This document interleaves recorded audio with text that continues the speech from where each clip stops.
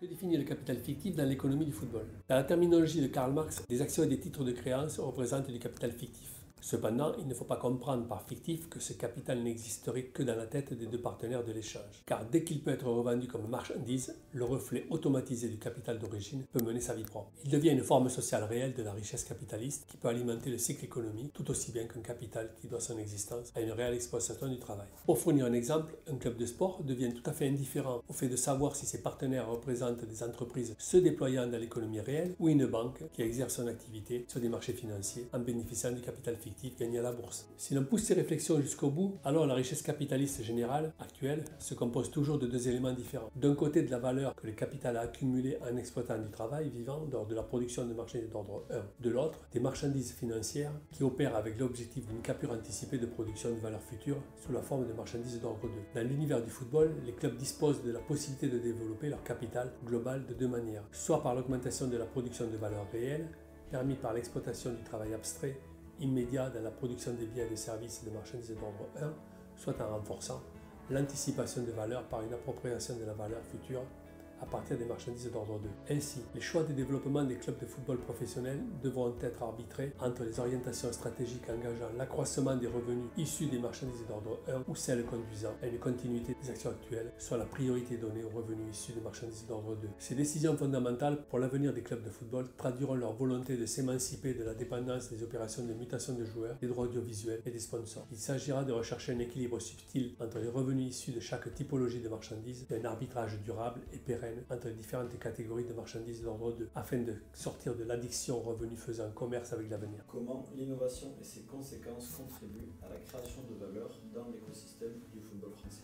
Comment considérer le concept d'innovation et de création de valeur dans l'économie du football? Fondamentalement, il existe deux processus qui font partie du développement des forces productives et des effets de l'innovation sur le système de la production de valeur. L'innovation de produit correspond à la création d'un produit ou d'un service nouveau ou encore à une amélioration importante d'un produit ou d'un service déjà existant. L'innovation de procédé correspond à la création de nouvelles techniques, méthodes ou processus de production et ou de commercialisation. Dans les périodes où dominent les produits innovants, le système de production de valeur s'accroît. Et quand les processus de production innovants deviennent dominants, le système de production de valeur se contracte. Dans l'univers économique du football, il convient de vérifier le rapport de proportion entre les produits et les services innovants et les processus d'innovation. En application des modèles de création de valeur, la compréhension de ce rapport nous conduira à expliciter les évolutions en cours et à venir dans cet environnement sportif. L'analyse des différentes origines de la création de valeur décrira les orientations retenues par les clubs de football. Les résultats présentés relatifs à l'évolution des différentes activités des clubs de Ligue 1 traduisent les interprétations suivantes. La part des marchandises d'ordre 1 du 30 juin 2016 au 30 juin 2023 décroît de 25,6% à 18,5%. Le total des ventes est constitué de la richesse en ce qu'elle représente de la valeur réellement créée, travail abstrait réalisé. Sur la même période, la part des marchandises d'ordre 2 représente la part la plus importante qui progresse de 74,4% à 81,5% et n'exprime pas une valeur déjà réalisée, mais constitue une valeur dont on attend qu'elle soit produite. On voit bien que l'ensemble des clubs de la Ligue 1 fondent leur développement sur les marchandises d'ordre 2, qui représentent de la richesse à venir parce qu'elles expriment de la production de valeur future, de la dépense de travail abstrait à venir. Cette structure économique fonctionne comme les modèles de transactions financières qui encouragent une capture anticipée de production de valeur future. La répartition des ventes par type d'activité traduit ce modèle économique de développement dans lequel les recettes issues de la billetterie et les autres produits constituent une faible part du travail du total vendu. Les résultats présentés relatifs à l'évolution des différentes activités de l'Olympique lyonnais traduisent les interprétations suivantes. La part des marchandises d'ordre 1 depuis l'année 2010 jusqu'à celle de 2023 régresse de 33,1% à 18,4% du total des ventes et constitue de la richesse en ce qu'elle représente de la valeur réellement créée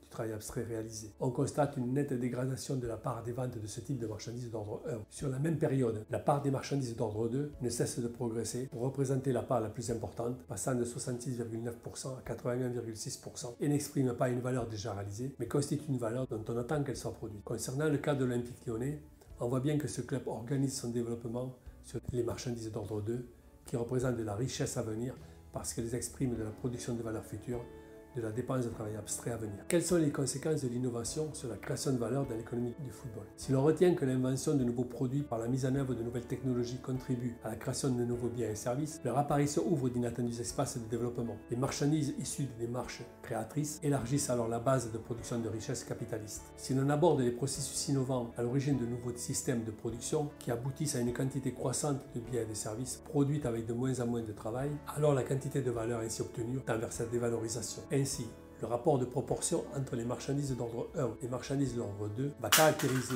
si le fondement de la création de valeur va s'accroître ou se contracter au cours d'une phase particulière du développement économique du football. Durant les phases économiques pendant lesquelles triomphent les produits et les services innovants, le système économique du football s'accroît en produisant plus de valeur. Lorsque les processus de production innovants se développent pour devenir prépondérants, le système économique du football se resserre en réduisant sa production de valeur. L'univers économique du football nous montre une relative innovation dans la création de nouveaux produits ou de services différenciants et innovants. Alors que les propositions de nouvelles activités offertes par la mise en œuvre de nouvelles technologies contribueraient à la création de nouveaux biens et services, l'analyse nous démontre un périmètre de revenus identique et réduit aux seules ressources commerciale historique. L'absence de nouvelles marchandises d'ordre 1, créatrices de nouveaux champs de production de richesses capitalistes, limite la performance économique des clubs de la Ligue 1. Par contraste, il s'agit de noter que l'économie du football développe des processus innovants afin d'adapter des systèmes de production qui visent à produire plus de biens et de services avec moins de travail vivant, et donc à tarir la source de la production de valeur. Le rapport de proportion entre les marchandises d'ordre 1 et